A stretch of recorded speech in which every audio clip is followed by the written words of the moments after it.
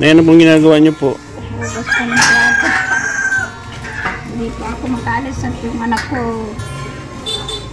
kalintarami po. Ano po? May ano yung anak ko. Balik-balik po siya sa lagnat. Saan po? Dito, bibi! Halika!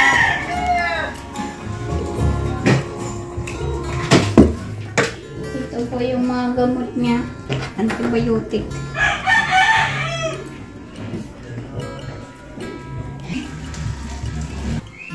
Ako po si Flor Mercadero. Nanay po ng Pilemonong Mercadero. Ako po ay wala nang asawa. Balo na po ako noong April 29, 2023. Nabalo po ako. Kaya po wala na po akong inaasahan at gawa po sa sa karamdaman ko. May napang katawan ko at malnourished po kaming maraming mag-ina. Kailangan po namin talaga ang tulong. Salamat po ng marami kay Kuya Bal Santos Matubang at mayroon po siyang ganito na tulong kalingap. Salamat po kay Kuya Rab. Maraming salamat po sa inyo dito po sa bahay na ito. Habang po bumabagyo, Kuya Rab, ikaw po nasa isip ko.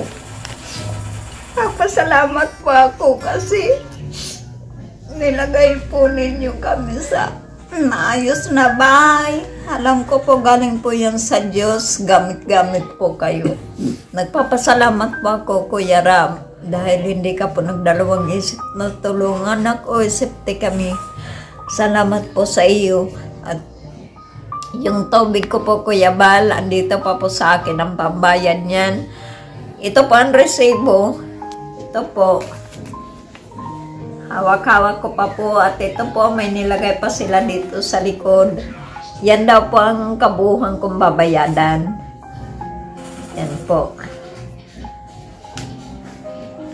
Tinix na po ako ng water district pero hindi pa po ako napunta kasi kailangan ko pa po makalikom ng 500 pang notaryo po.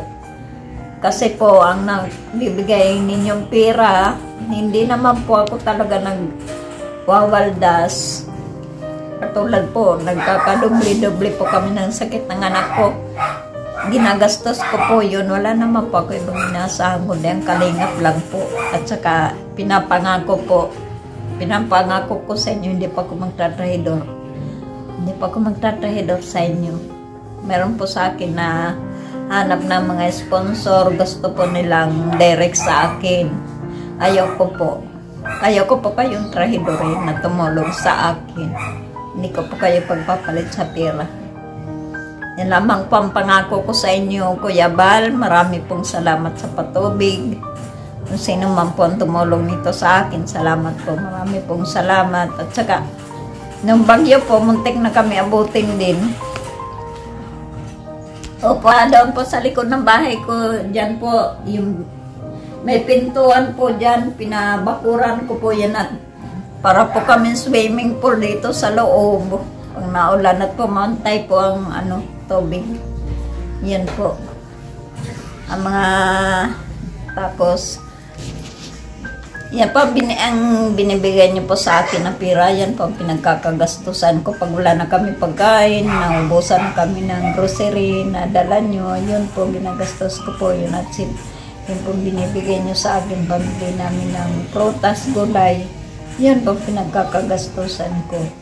Huwag po kayo mag-alala. Hindi po ako nagsasayang sa mga bisyo, sa mga luho. Wala po, kita nyo naman po sa katawan ko. Marami pong salamat sa inyo, Kuya Bal. Salamat po sa iyo. At di nyo po ako nakakalimutan. Kahit po busy kayong tao. Salamat po sa inyo. Salamat po.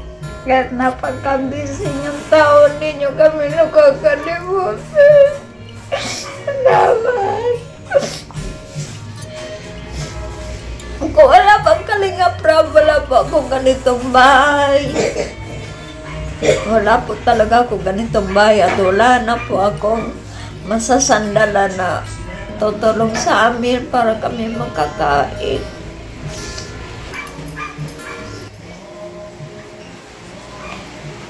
Salamat po ng marami po yan.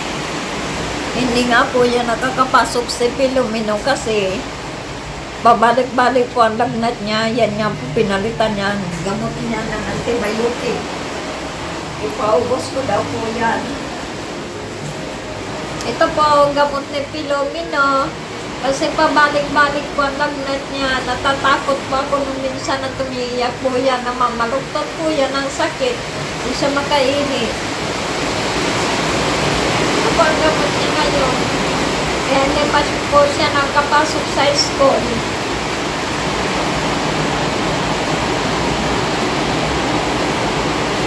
Ito po. Kuya Bal, ang tubig po, wag po kayong mag-alala. Andyan pa po yung pira niyo, buo pa po yan. Hindi po po yan binabawasan. Kahit ano po nangyayari, kahit po nawawalan kami ng budget, hindi po yan pinapakialaman natin. Malaki po ang respeto ko sa inyo. Ayaw ko po sayangin ang inyong tiwala sa amin, lalo na po sa akin. Ayaw ko po sayangin ang tiwala po ninyo. Maraming salamat po, Kuya Bal, Kuya Ran. Nandito po si na Kuya Ian.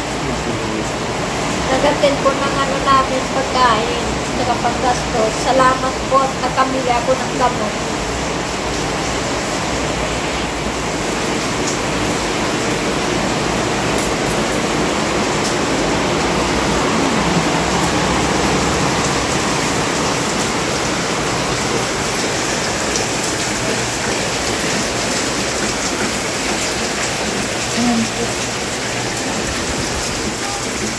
Ito po yung mga tubig na nakikilin po ako.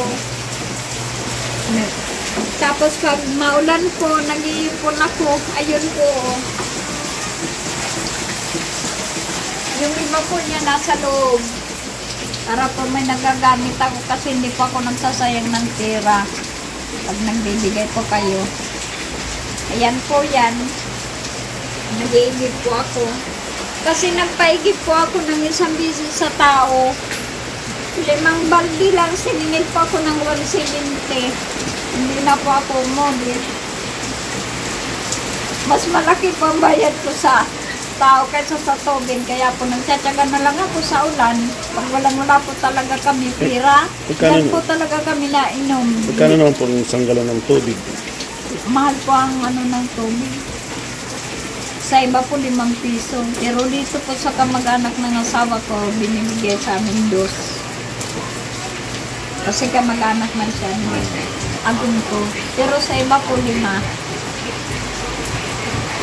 Kaya pag wala pong binibigay sa akin na pera sina Kuya Rab, sina Kuya Bal, Diyos ko, diyan kami sa ulan hanggang inom. Kasi hindi ka po magkakatubig, hindi ka makamili pag wala ka po pera. Pinabigay po sa iyo. Ayan. Magkano po yung kay Kuya Bal? Kuya Bal.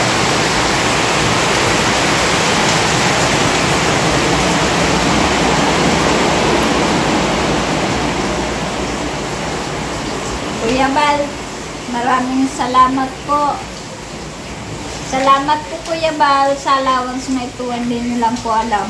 Napakalaki pong bagay ito sa akin. Salamat po. Salamat po talaga.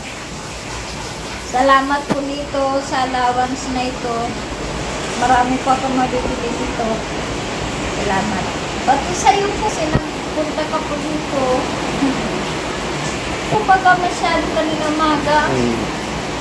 Dati po talaga, asam-asam po talaga yan na makaharap ko ng personal si Kuya Bal. Nagingin din po ako dyan ng tulong noon sa, nandyan pa siya sa may, taas ng mercury drug sa palengke. Sa palengke. Opo, kaso lang, nakikita ko po yung mga tao, pag napasok pa lang po siya, hindi na siya binibitawan, kaya hindi na po ako nakakalapit. Dasal na lang po ako sa Diyos na sana makarating sa akin ang tulong niya. At marami din po sila na hindi. Galing pala din po kayo doon? Opo. Nakatatlong beses po ako nagbakasakali. At hirap na hirap po kami, no? Wala talaga kami makaundus po. Pero nung matagpon kami ni Kuya Rab, nag-improve po talaga ang buhay namin sa totoo lang. Inaamin ko po yan. Nag-improve po ang buhay namin. Kahit hindi man po kami nataba ng ganun kataba, pero iba na po kasi noon natutulog kami walang kain, nagising walang kain, nagkakasakit pa po kami. Yung anak ko nga po, Take po kayo ng vitamins. hindi ko po alam ang vitamins na pagpagana kumain. Pa-check up po sana kayo para malaman niyo yung vitamins. Yan po sana ang ko gusto ko, kaso inuuna ko po yung makain namin. Tsaka, Mahal po ang bayad sa doktor. Yung anak ko nga po, pag may binibigay po silang pera sa akin, hindi po ako halos yan na, lalo na po sa school at araw-araw po yan na baon. Hindi na po ako na nang para sa akin, sa kanya na lang. Hindi na po ako nag-iintindi para sa akin. Malaga malagyan lang ang tiyan ko, okay na ako. Kaya po yung may mga biyaya sa Diyos, huwag po kayong magsasayang ng biyaya. Sayang po yan. Pahalagahan nyo po, lalo na po pag yung hirap na hirap tayo. Bagsak na bagsak po tayo, tapos walang-wala tayo, may sasaklolo sa atin. Ito po ang problema sa tao eh. Wala pa ko pinatatamaan po nito kahit sino. Ang mahirap po minsan sa tao, nangyari na po ito kasi sa akin. Tinulungan mo na, masama ka pa. Nagiging masama po ang ugali minsan ng tao dahil sa pera. Kaya sabi ko, si Kuya Rabi, pagpapalit ko yan ng pera, namimiss ko nga po yan eh. Nasabi sa akin na hinahanap nilang account ko kasi gusto nila, mga taga-ibang bansa raw, gusto daw nila, direct sa akin bigay ng pera. Sabi ko, ayoko mag-trade-door kay Kuya Bal at kay Kuya Ram. Pangako ko po yan, ayoko. Sabi ko sa kanila, kung gusto nyo tumulong sa akin, idaan nyo kay Kuya Bal, kay Kuya Ram. At alam naman po nila yan. At wala pa ako alam dyan. Hindi po nila ako tutulungan nga ako ng mga kaibigan ko. Sabi ko, ayoko mag-trade-door ng tao na tumutulong sa sa tingin akin. mo po, sino nagko-contact ng sponsor sa mga taga rito? Hindi ko po alam kasi minsan po madaming trahedor. Pero po pinaprangka ko po, ayoko po.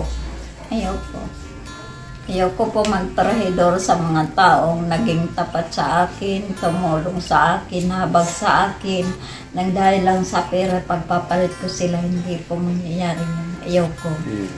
Okay na po sa akin itong mga okay na po ito, kontento na po ako kung anong binibigay sa akin ng Kalingap Rab. Hindi na po ako nag-aasam ng kung ano pa man. Kontento na po ako dito, at least may tulong sila sa amin. Malaking bagay po ito. Marami pong salamat. At saka, parang awan nyo naman po, huwag po natin babayaan ng ni Kuya Bal, Santos Matubang, si Kuya Rab, yung mga vlogger na mga kasama nila, wag po natin sila pababayaan, si Kuya Ian.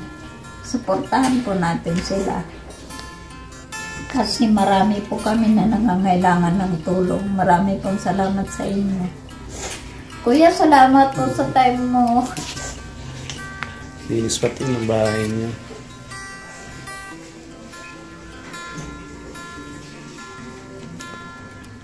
Kasi yan po kabiling-bigli na ni Kuya Rab. Ingatan ko ang bahay na ito. Nung malakas nga po ang bagyong Christine, napapayak po talaga ako sa hindi ko po maisip na ganito ang ginawa sa akin ni Kuya Rab. Kung hindi po kayo nasumpungan, Opo. tapos ganun kalakas ang bagyo, anong pong mangyayari kaya sa Ay inyo baka ngayon? po kami talaga naman tayo mag-ina kasi yung bahay po namin talaga dadapa siya. Sabi nga ng mga tao, isang ihip na lang yan, dadapa na yan. Ay nandito lang po baga kami mag-ina, di mamamatay po kami pag nabagsakan kami ng bahay. Lalo na ngayon, sunod-sunod ang bagyo. Opo, kaya napakalaking tulong talaga ito ni Kuya Rab. Maraming salamat Kuya Rab, hindi po kita makakalimutan habang ako po ay buhay. Hindi po kita makakalimutan at makakaasa ka po sa akin, hindi kita tatrahidorin dahil sa pera. Yan po. Ano? Ako po, gustong-gusto ko nga po yan maghanap buhay talaga. Nahihiya po talaga akong manghingi.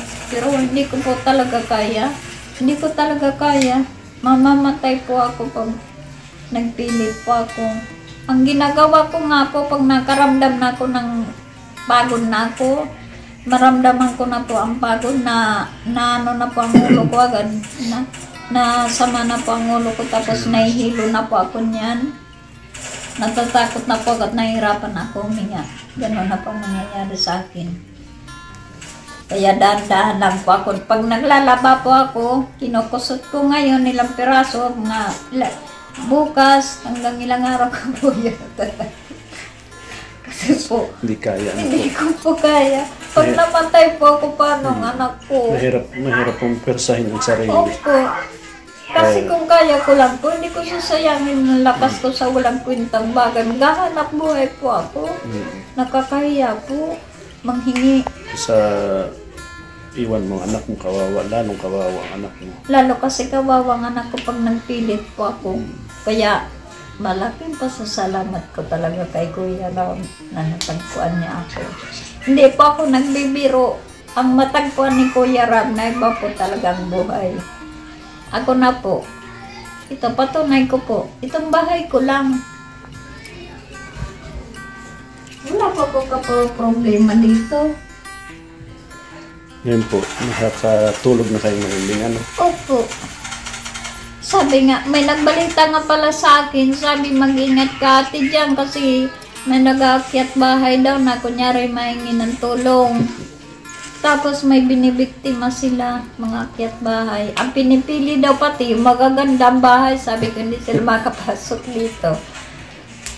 Sabi ko, sinipti kami dito ni Kuya Ram. Wala naman po sa iyo makukuhang pera. Opo, ano nga nyo sa akin na pira, Diyos ko po, pagulasin na Kuya Ram, wala po kami makain, sa totoo lang. Bigay mo yung mga plangga.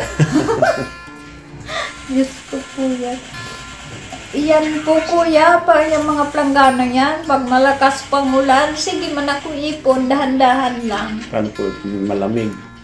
Opo, pag malamig, nararamdaman ko po nasakit ang likod ko pag malamig. Grabe po ang hirap ko, sobra. Sige po, Nay. Anong huling mensahe niyo po kay Kuya Bal, kay Kalinga Prab, kay Ate Edna? Kuya Bal, taas puso po ako nagpapasalamat sa iyo. Wala man po akong maibigay sa iyo, maibalik na kung ano man, pero dasal ko po sa Panginoong Hesus. Ilayo ka po sa lahat ng kapahamakan, lahat ng sakit, kasama pa ang buong pamilya. Kasi wala pa ako sapat na halaga na may babalik ko sa inyo. Ang Diyos po nawang, alam ko po, malapit ka sa Diyos, Kuya Bal. Alam ko po, hindi ka pababayaan kasama ng pamilya mo, lalo na po si Kuya Ram, kayong dalawa. Kuya Bal, salamat po. Kuya Ram. Kuya Ram, salamat po. Kuya Ram, namimiss na kita. Yan po lagi niya sinasabi sa akin, Mama, hindi ko na nakikita si Kuya Ram. Kahit yung kahapon kay na Kuya, yan. Bayan mo, dadalawin ka ni Kuya. Magpapasko na baga. Sige po, Nay. Ano na din po ako. Salamat Kuya ha, sa oras mo, sa pagod mo, salamat. Ito na po, utos man ni Kuya. Opo. Ingat po kayo dito, Nay, at alam ko po may bagyo pang parating. Opo, mayroon niya po. Sige po, ingat po kayo ha. Opo. Kaya nga hindi ako nagpapapasok ng anak ko, tayo ko po siya isuong sa ulan. Po.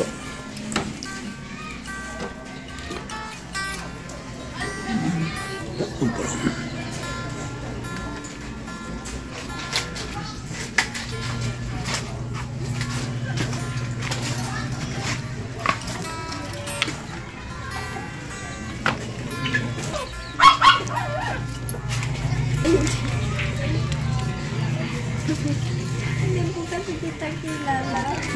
Baka mas kailangan mo lang tulong peso sa akin.